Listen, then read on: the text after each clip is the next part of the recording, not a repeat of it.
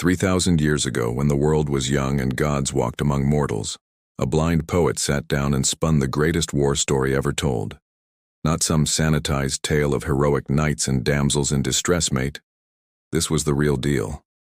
Blood, guts, brotherhood, betrayal, and a rage so fierce it nearly torched the ancient world. They called it the Iliad, and while it all started with the oldest story in the book, a bloke nicking another man's wife, what Homer gave us was something far more profound, a meditation on what it means to be human when everything you love is doomed to die. Let's rewind a bit, because this mess didn't start overnight. It began with a wedding. Funny how the worst disasters often do. Peleus, a mortal king, was marrying Thetis, a sea goddess. All the gods were invited except one, Eris, the goddess of discord. Hell hath no fury like a goddess uninvited to a wedding. So Eris crashes the party and tosses a golden apple into the crowd with "To the fairest" inscribed on it. 3 goddesses, Hera, Athena, and Aphrodite, immediately start scrapping over it like schoolgirls. Zeus, being no mug, refuses to judge between his wife, his daughter, and the goddess of love. Instead, he palms the job off to some pretty shepherd boy on Mount Ida. That shepherd? Paris, Prince of Troy, though he doesn't know it yet. Each goddess offers him a bribe. Hera promises power, Athena offers wisdom in war, and Aphrodite, well, Aphrodite promises him the most beautiful woman in the world. Guess which one a horny young prince chooses? The most beautiful woman in the world turns out to be Helen of Sparta, already married to King Menelaus. When Paris shows up at Menelaus's court as a guest, the laws of hospitality should have protected everyone involved. But love, or lust, depending on your perspective, doesn't give a toss about hospitality laws. Paris runs off with Helen, and whether she goes willingly or gets kidnapped depends on who's telling the story. Either way, when Menelaus comes home to find his wife gone and his treasure looted, he's ready to burn the world down to get her back. Now here's where it gets messy. Before Helen married Menelaus, every eligible king and prince in Greece had courted her. Her foster father, crafty old Tyndareus, made them all swear an oath to protect whoever won her hand. So when Menelaus calls in that debt, suddenly all of Greece is obligated to go to war. Agamemnon, Menelaus's brother and the most powerful king in Greece, takes charge of the whole bloody affair. Ships are built, armies assembled, weapons forged. The greatest heroes of the age, Achilles, Ajax, Diomedes, Odysseus, all answer the call. But not everyone goes willingly. Achilles' mum, the sea goddess Thetis, knows her son's fate. He can live a long, quiet life in obscurity, or die young and achieve immortal glory. She hides him away, dressed as a girl, hoping to keep him out of the war. But Odysseus, clever bastard that he is, tricks Achilles into revealing himself. The young warrior chooses glory over a long life, a choice that'll haunt the pages of Homer's epic. They said 1,000 ships sailed for Troy, blackening the wine-dark sea. For 10 years they'd besiege the greatest city in Asia Minor. 10 years of death, destruction, and heroic deeds that would echo through eternity. But here's the genius of Homer. He doesn't start with Helen's abduction or the mustering of the Greek forces or even the first 9 years of war. Nah, he drops us right into the thick of it, year 10, when everyone's sick to death of the whole bloody business and tempers are fraying like old rope. Rage, a goddess, sing the rage of Achilles, son of Peleus, that brought countless ills upon the Achaeans. That's how Homer kicks off the whole saga, not with trumpets and glory, but with rage. Raw, destructive, all-consuming fury that'll drive the entire story forward like a hurricane. Picture the scene. The Greeks have been camped on the beaches outside Troy for nearly a decade. They've sacked dozens of nearby cities, taken countless prisoners, amassed piles of treasure. But Troy itself, mighty Troy with its massive walls and brave defenders, remains unconquered. The soldiers are exhausted, homesick, and starting to wonder if this whole business is worth it. Disease runs through the camps. Men who left home as young warriors are now grizzled veterans, if they're still alive at all. And at the center of it all, 2 alpha males are about to clash in a way that'll nearly destroy everything they've fought for. Agamemnon, the Greek commander-in-chief, has taken as his prize a girl named Chryseis, daughter of a priest of Apollo. When her father comes to ransom her back, offering a king's fortune in gold, Agamemnon tells him to sod off. Big mistake. You don't mess with Apollo's priests without consequences. The god sends a plague into the Greek camp and men start dropping like flies. For 9 days, funeral pyres burn day and night. Finally, Achilles, who's starting to wonder if there'll be any Greeks left to do the actual fighting, calls an assembly to figure out what's gone wrong. A prophet reveals the truth. Apollo's pissed about his priest being insulted, and the only way to stop the plague is to give Chryseis back. Agamemnon, faced with no choice, agrees, but he's not going to take the loss lying down. If he has to give up his prize, he's taking someone else's. And whose prize does he fancy?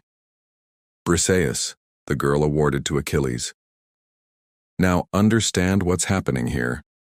In the warrior culture of ancient Greece, honor, time, was everything. Your status, your identity, your very worth as a human being was measured by the respect others showed you. Taking a warrior's prize wasn't just theft. It was the ultimate insult, a public castration of his honor. Achilles explodes. He's the greatest warrior who ever lived, half divine, faster and stronger than any mortal man.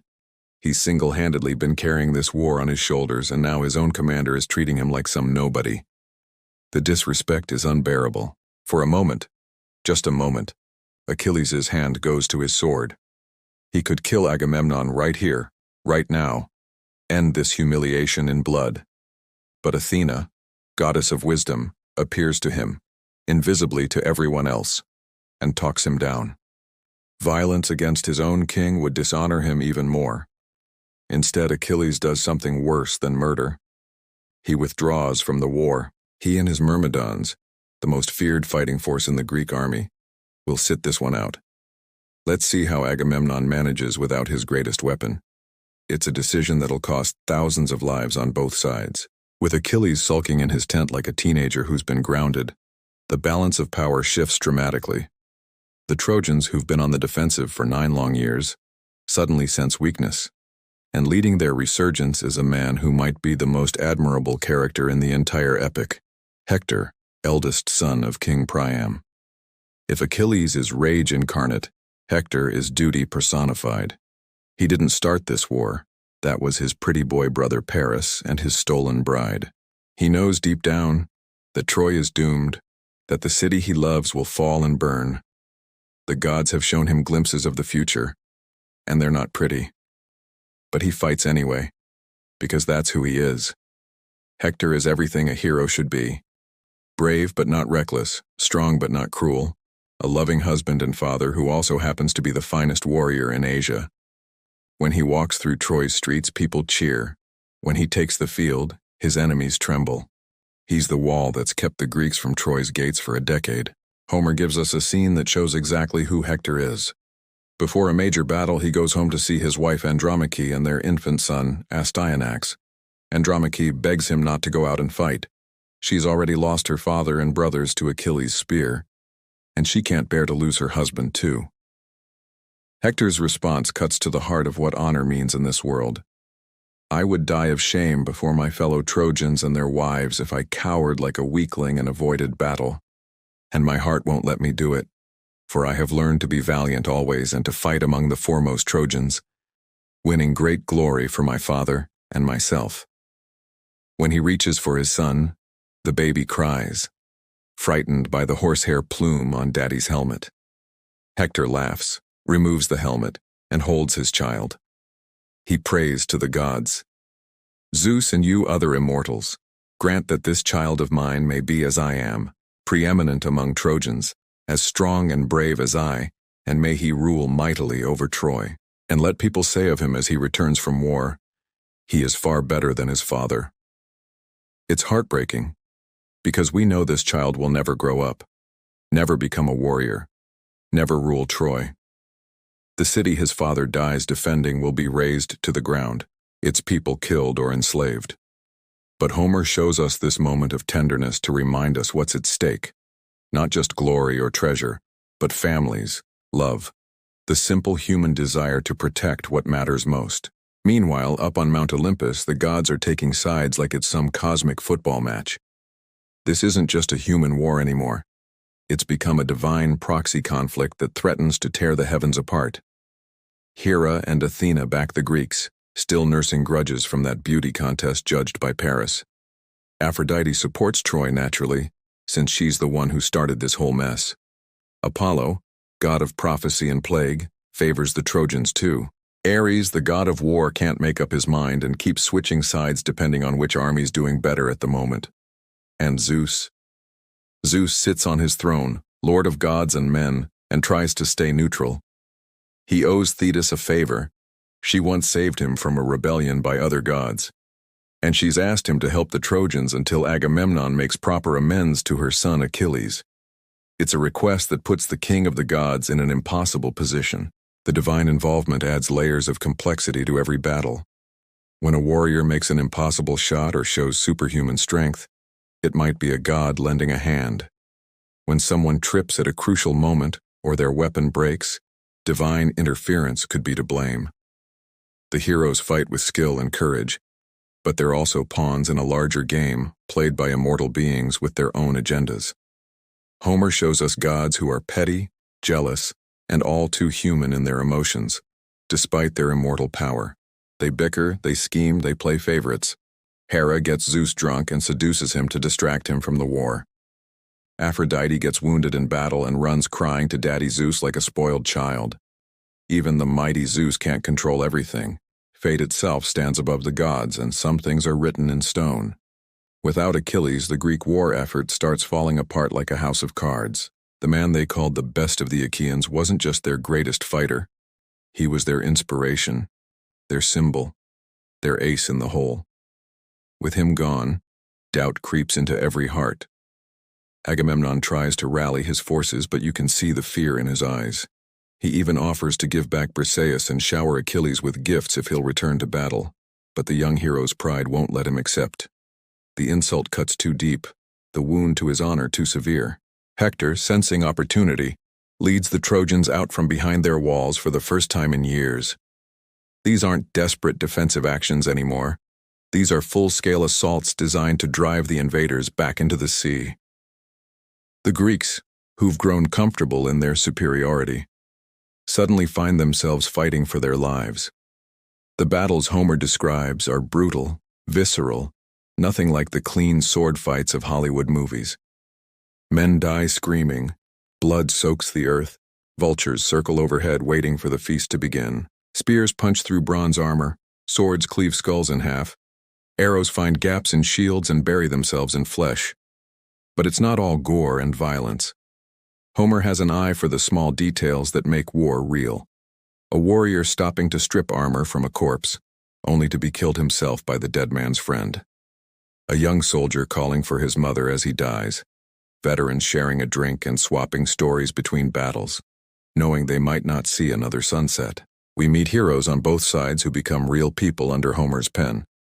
Ajax, big as a tower and twice as stubborn, anchors the Greek defense like a human mountain. Diomedes, young and fierce, cuts through Trojan ranks with divine fury. On the other side, Sarpedon of Lycia speaks movingly about why men fight and die, while Glaucus discovers he has guest friendship ties with one of his Greek enemies, and they exchange armor instead of blows. These men aren't faceless cannon fodder. They have names, histories, hopes, fears. When they die, Homer often tells us about their homes, their families, the lives they'll never live. It's a technique that makes every death matter, that reminds us war isn't about statistics but about individual human beings whose stories end too soon. As the tide of battle turns against the Greeks, their leaders come up with a desperate plan. Single combat between champions to decide the war's outcome. It's an ancient tradition, this idea that two heroes can settle what thousands have been dying for. Paris, the pretty boy who started it all, steps forward for Troy. But when Menelaus, the wronged husband, appears as his opponent, Paris suddenly loses his nerve and legs it back behind Trojan lines. Even his own brother Hector is disgusted by the display of cowardice. Here's the man they've been fighting and dying for, and he can't even face his enemy man to man. Hector shames Paris into accepting the challenge, and for a moment it looks like the whole war might end here and now. The two armies sit down to watch, making offerings to the gods, praying this will finally finish things. Old men who remember peace lean forward on the walls of Troy, hoping against hope. The fight itself is almost anticlimactic. Menelaus is the better warrior, and he's got 10 years of rage fueling his spear arm. He batters Paris like a man beating a rug, and just when it looks like he's about to finish the job, Aphrodite intervenes. She whisks Paris away in a cloud of mist, leaving Menelaus swinging at empty air. The goddess dumps the coward in Helen's bedchamber, and here's where Homer shows his psychological genius. Helen sees right through the divine rescue, recognizes it for what it is. The gods protecting her worthless husband because it suits their purposes to keep the war going. She's disgusted by Paris, calls him a coward to his face, but she's trapped by divine will and her own choices. The duel settles nothing. If anything, it makes things worse. Both sides claim victory, tensions ratchet higher, and the killing resumes with fresh fury. The war grinds on, and attrition starts taking its toll on the Greek leadership. One by one, their greatest heroes fall wounded. Diomedes takes an arrow in the foot. Odysseus gets speared in the ribs. Even mighty Ajax is battered by stones hurled from Troy's walls. Most critically, Agamemnon himself gets wounded and has to leave the field. With the king out of action and Achilles still refusing to fight, the Greeks are running out of options fast. The camp followers and supply troops start eyeing the ships, wondering if it's time to cut and run. It's during this crisis that we see other sides of familiar characters. Nestor, the old king of Pylos, proves that wisdom can be as valuable as sword skill. His advice, his stories of past glories, his ability to see the bigger picture, these keep Greek morale from collapsing entirely. Odysseus, future hero of his own epic, shows the cunning that'll make him famous. When Agamemnon suggests abandoning the siege, it's Odysseus who rallies the troops with a mixture of inspiration and intimidation. He beats the commoners back into line with his staff, but speaks respectfully to the nobles, showing the political intelligence that marks him as more than just another warrior. And then there's the remarkable embassy to Achilles. Realizing that pride might cost them everything, Agamemnon authorizes a formal offer to the sulking hero. Briseis returned unharmed, treasure beyond counting, marriages to his daughters, cities to rule. It's a king's ransom in apology, and surely no man could refuse. But Achilles does refuse, and his reasons cut to the heart of what this story is really about. It's not about the gifts, he tells the embassy. It's about respect, about being treated with the honor due to someone who sacrificed everything for this war. You can't put a price on dignity, and Agamemnon's offer feels like an insult dressed up as generosity. Why should I fight? Achilles asks. The coward and the hero get the same reward in the end: death. I've sacked 23 cities. I've filled Agamemnon's treasury with treasure. I've killed more enemies than I can count. And what thanks do I get? Public humiliation at the hands of my own commander. It's a speech that resonates across the centuries. The cry of every soldier who's ever felt betrayed by the leaders who sent them into harm's way. Achilles sees through all the pretty words and political necessities to the ugly truth beneath. He's been used, and badly. The embassy returns empty-handed, and the Greeks face the terrible possibility that their greatest weapon will never return to the fight. Desperate times call for desperate measures. Agamemnon and his war council authorize a night raid on the Trojan camp, hoping to gather intelligence and maybe capture a tongue who can tell them what Hector's planning. They choose their best men for the job: Diomedes, wounded but still deadly, and Odysseus, whose brain is worth a dozen spears in situations like this. It's a mission that could swing the entire war if it succeeds, or doom them all if it fails. But the Trojans have the same idea. Hector sends out his own scouting party, led by Dolon, a volunteer who's promised rich rewards if he can spy out the Greek positions. The stage is set for a deadly game of cat and mouse in the darkness between the armies. The night raid sequence is one of Homer's most vivid set pieces, full of tension and brutal action.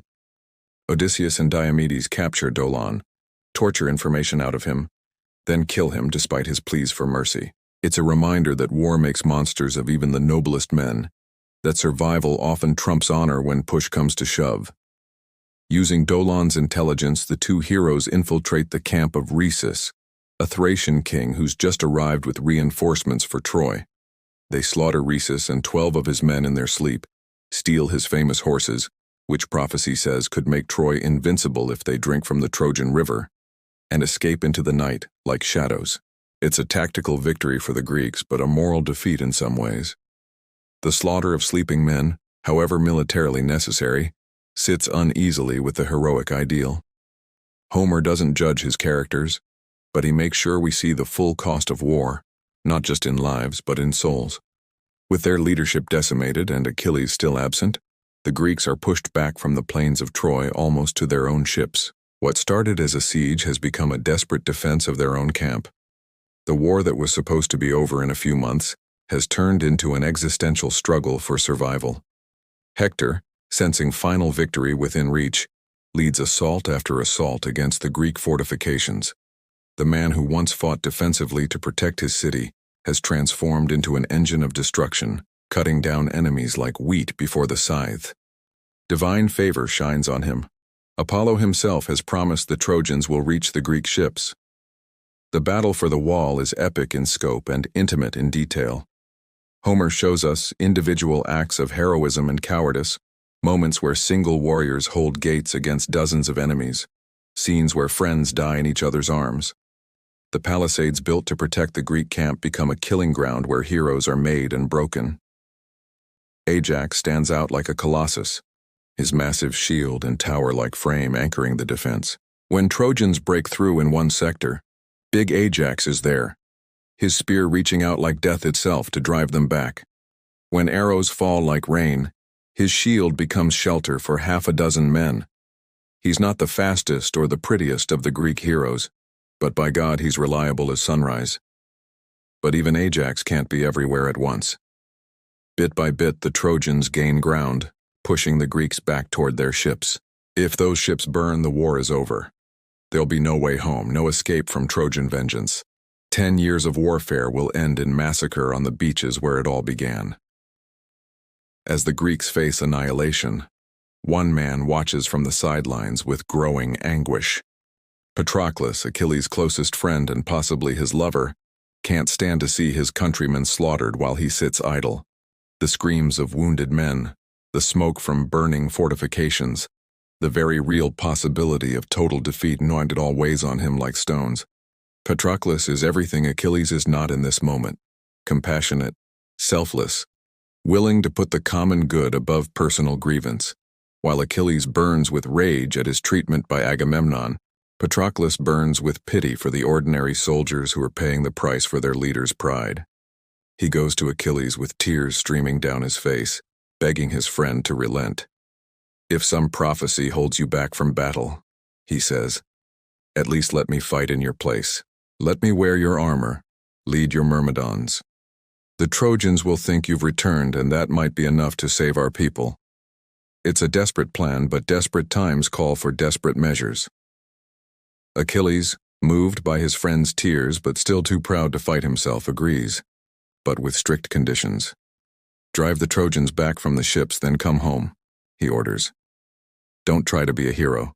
Don't chase glory. Just save the fleet and return to me."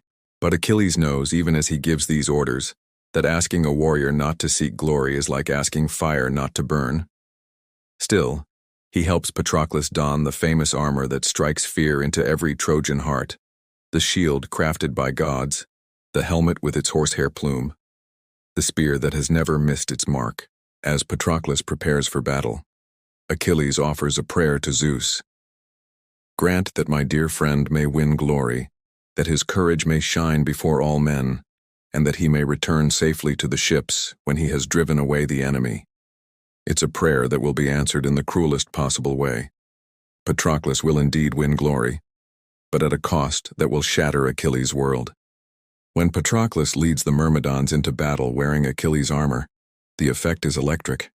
The Greeks see their greatest champion returning and let out a roar that shakes the earth. The Trojans see him coming and suddenly remember why they've been afraid to leave their walls for 9 years.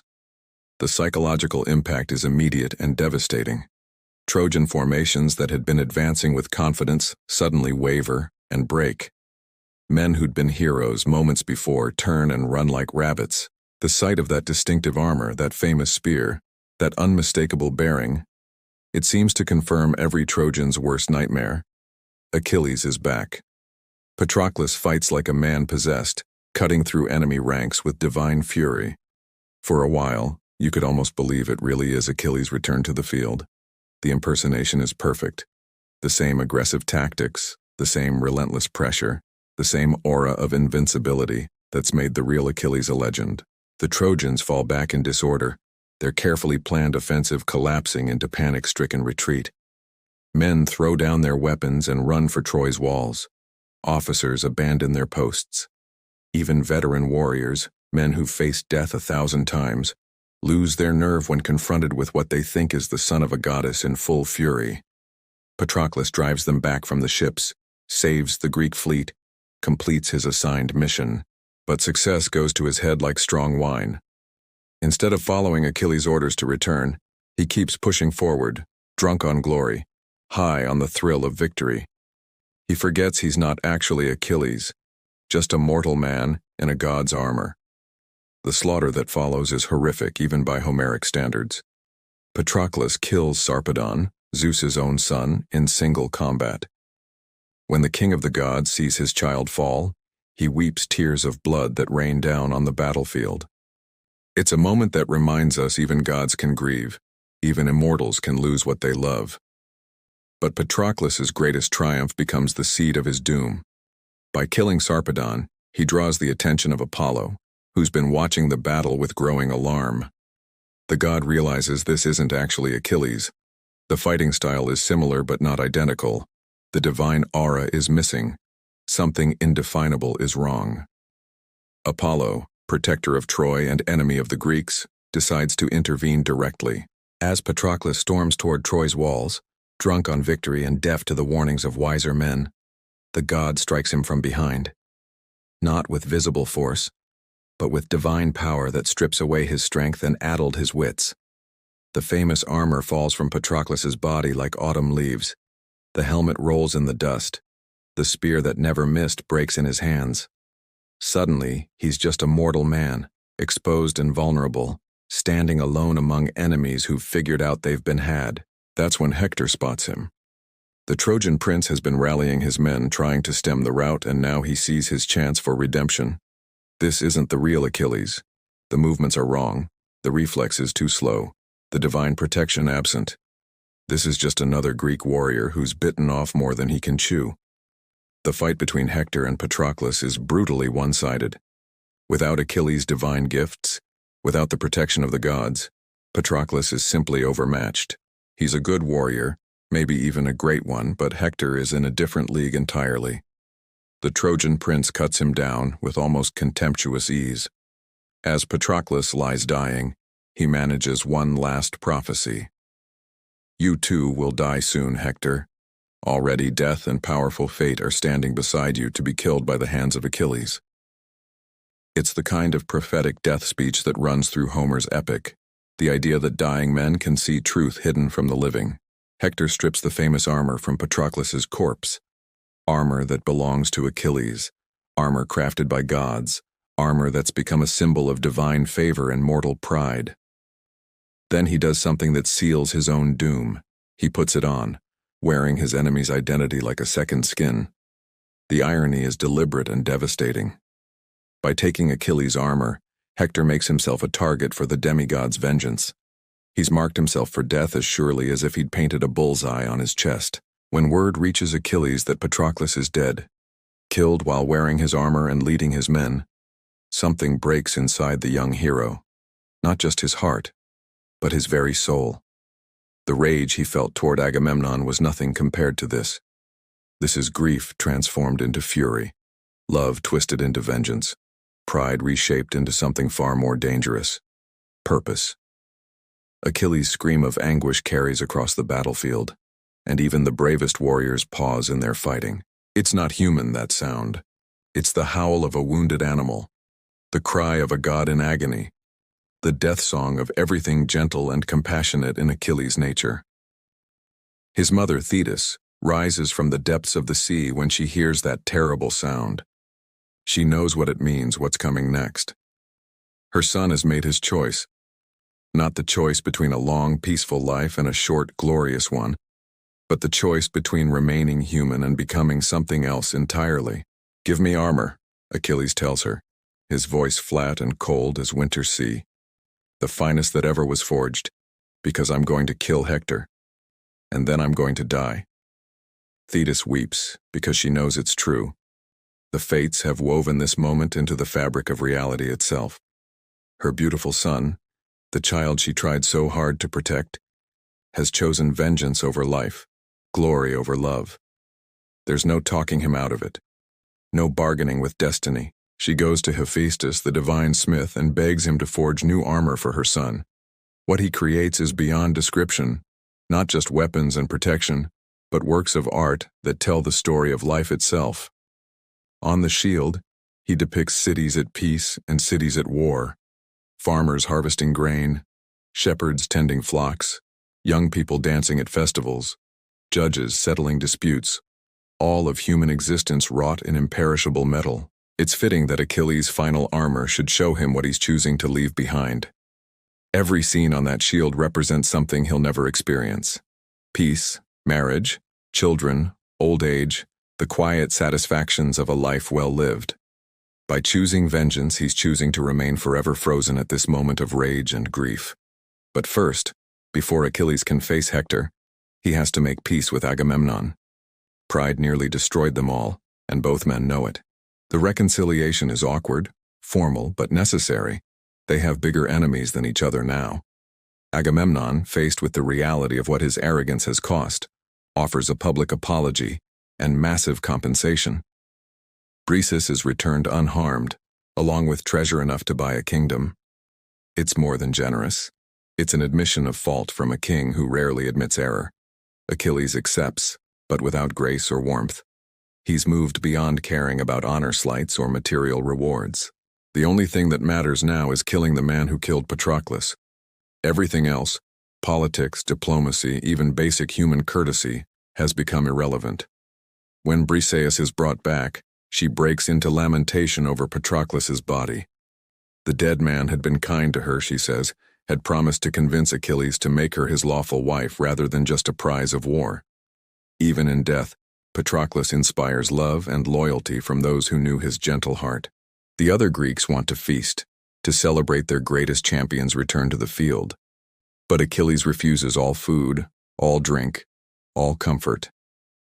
"How can I feast," he asks, "when my friend lies dead?" He'll take no nourishment except revenge, no satisfaction except the taste of Hector's blood.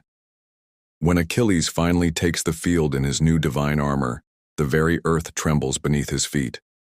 This isn't the same man who left the war in a fit of pique over a girl. This is something far more dangerous, a demigod with nothing left to lose, a warrior who's traded his humanity for the power to destroy. What follows is the most terrifying display of martial prowess in all literature. Achilles doesn't just fight, he becomes war incarnate, death personified, destruction given human form. He cuts through the Trojan ranks like a hurricane, leaving carnage in his wake that defies comprehension. The river Scamander literally runs red with blood.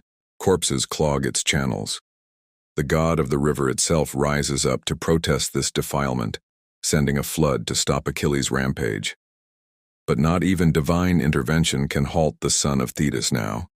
He fights the river itself and wins, steam rising from the water as his supernatural rage boils the very flood. Homer's descriptions of the slaughter are visceral, unflinching, designed to show us war stripped of all romantic pretense. Men die screaming, calling for their mothers. Bodies are trampled into the mud. Vultures and wild dogs feast on flesh that was human minutes before. This is what rage looks like when given perfect expression, and it's terrible to behold. But the most chilling detail is Achilles himself. He shows no mercy, takes no prisoners, feels no pity. When young Lycaon, a son of Priam, whom he'd previously captured and ransomed, falls at his feet begging for his life, Achilles kills him without hesitation. "Die, friend," he says almost gently.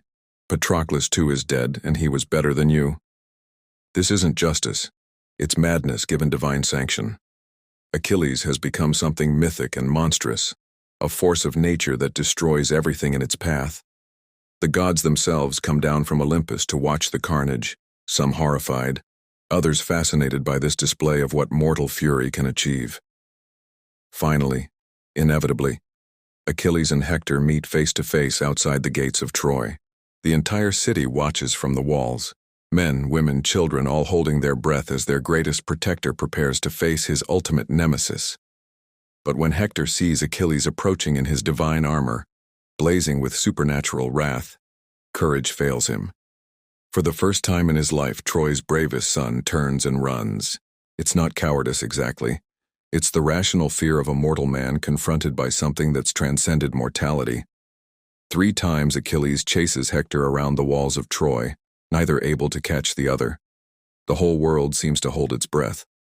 Greeks and Trojans alike watch in fascination as their greatest champions circle the city like planets orbiting the sun. Homer makes this chase cosmic in scope. The gods weigh the fates of both heroes in golden scales, watching to see whose doom will be heavier. Apollo, who's been protecting Hector throughout the war, finally abandons him. Athena appears to the Trojan prince in the guise of his brother, offering help that's really betrayal. When Hector finally turns to fight, it's because he believes he has aid that isn't coming. He calls for his brother to bring him a spear, only to find himself alone with death. In that moment, he understands he's been tricked by the gods, abandoned by divine favor, left to face Achilles with only his mortal courage. But understanding doesn't break him. Instead, Hector makes a choice that defines true heroism. Knowing he's doomed, he'll still fight as well as he can.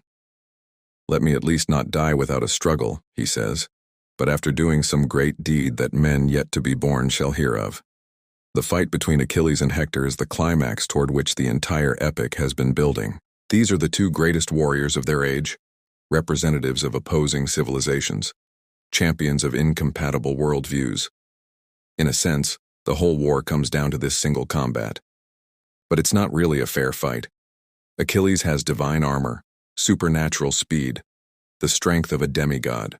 More importantly, he's been consumed by rage that's burned away everything human in him. He's become a perfect killing machine, a weapon forged by grief and tempered by fury. Hector, for all his skill and courage, is only mortal. The armor he wears, Achilles' old armor stripped from Patroclus's body, is magnificent but cursed.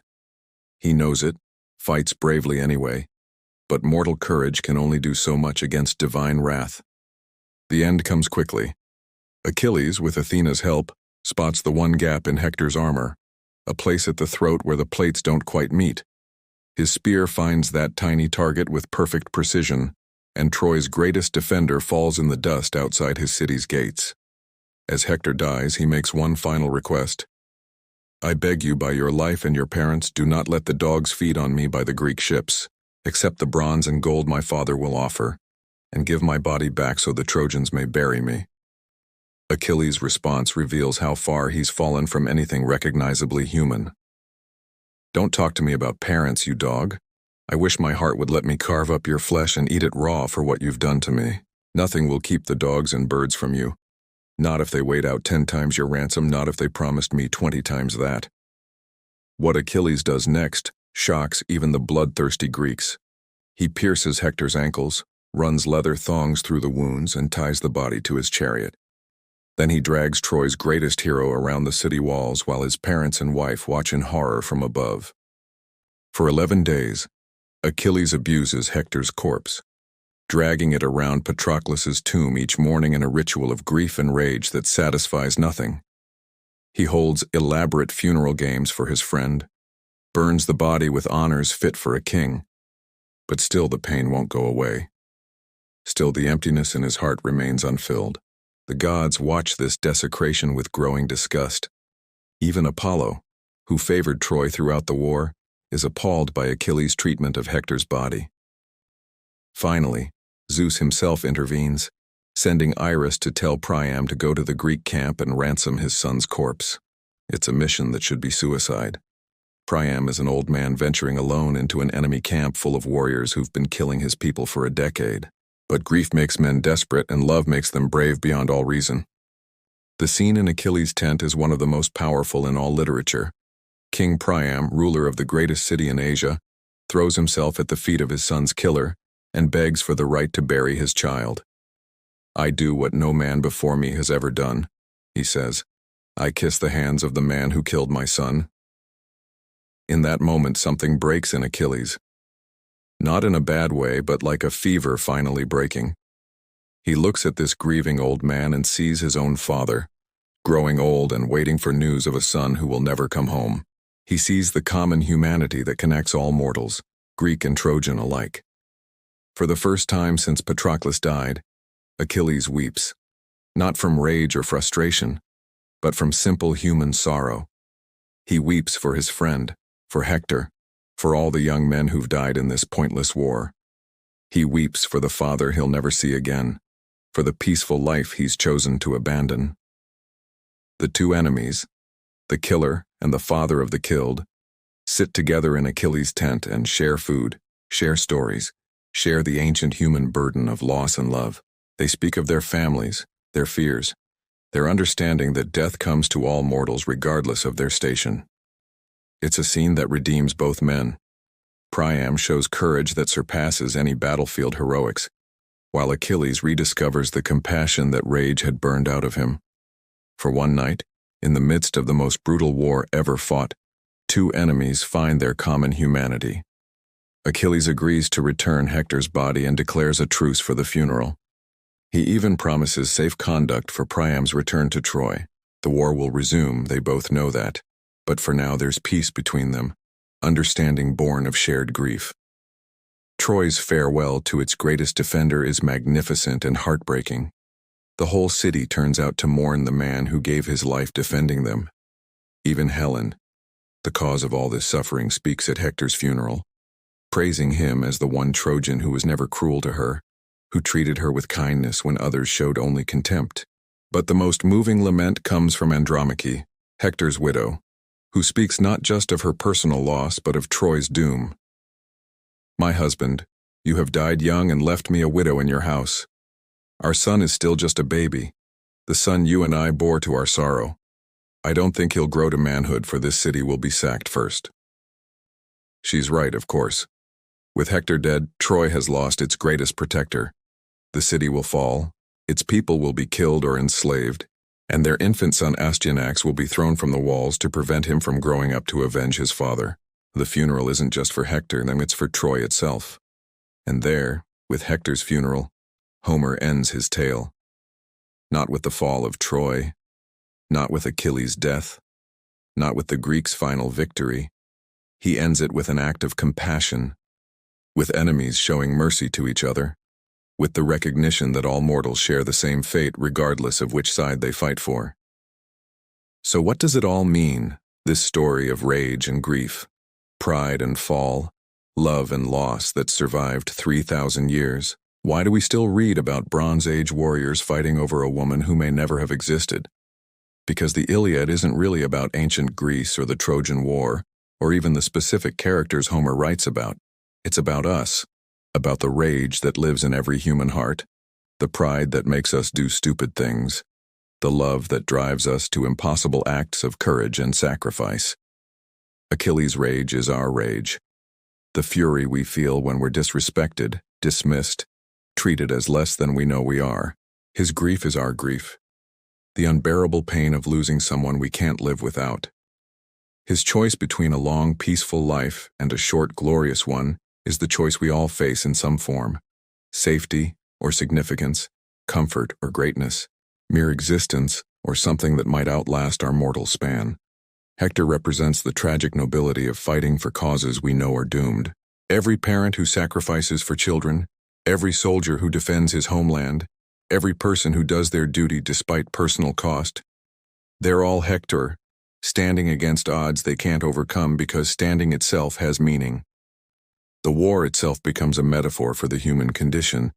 We're all trapped in conflicts we didn't start, fighting for causes we barely understand, driven by emotions we can't fully control. We make heroes of people who are just as flawed and frightened as we are.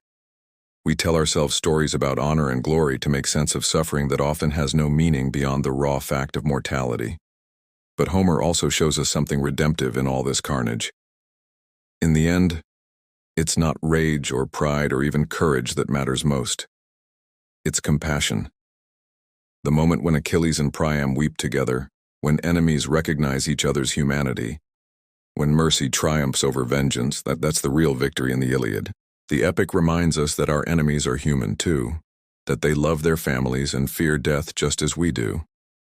It shows us that violence, however justified it seems, always costs more than we expect to pay. It teaches us that the only thing that can break cycles of vengeance is the recognition that we're all mortal, all vulnerable, all in need of grace.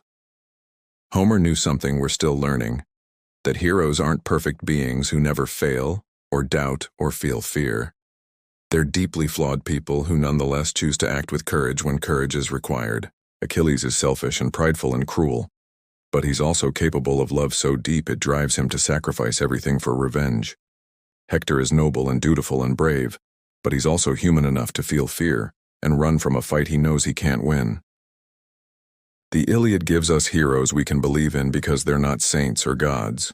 They're us, magnified and mythologized, but essentially human.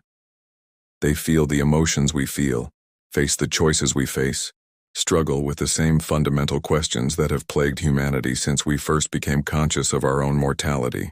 3,000 years after Homer sang his song, we're still telling stories about war and peace, love and loss, the price of pride, and the power of forgiveness. The names change, the weapons evolve, the politics shift, but the essential human dramas remain constant. Every generation finds something new in the Iliad because every generation faces the same fundamental challenges. How do we balance personal desires with communal needs? How do we maintain our humanity in inhumane circumstances? How do we find meaning in a world where death comes to everyone regardless of their virtue or accomplishments? The poem's first word, rage, still echoes in our headlines, our histories, our hearts. We see Achilles' fury in every act of vengeance, Hector's nobility in every sacrifice made for others, Priam's courage in every parent who fights for their child's future. The Iliad remains relevant not because it's ancient, but because it's eternal. Homer understood that the best stories aren't about gods or monsters or perfect heroes. They're about recognizably human beings facing impossible choices and somehow finding the strength to choose correctly, even when they don't know what correctly means. The Iliad ends with Hector's funeral, but the war continues. Troy will fall, Achilles will die, the survivors will scatter to new homes and new stories, but the poem itself lives on, reminding each new generation that we're all part of the same human story, all facing the same essential questions, all in need of the same hard-won wisdom about what it means to be mortal, and yet somehow divine. In our rage, we find our humanity. In our grief, we discover our capacity for love. In our mortality, we glimpse something that might be immortal after all. Not our bodies, or even our individual memories, but the stories we tell about what it means to be human in a world that's often inhuman. That's Homer's gift to us, and it's why the Iliad will outlast the civilizations that preserve it. As long as humans love and lose, fight and forgive, rage and grieve, we'll need this ancient story to help us understand ourselves. The war for Troy ended 3 millennia ago, but the war for human meaning continues, and Homer's epic remains our finest field manual for that eternal struggle. 3,000 years ago, a blind poet sat down and told us who we are. We're still listening, still learning, still fighting the same battles in our hearts that Achilles and Hector fought on the plains of Troy. The rage endures, but so does the possibility of redemption. The war goes on, but so does the hope for peace. The heroes die, but the story lives forever.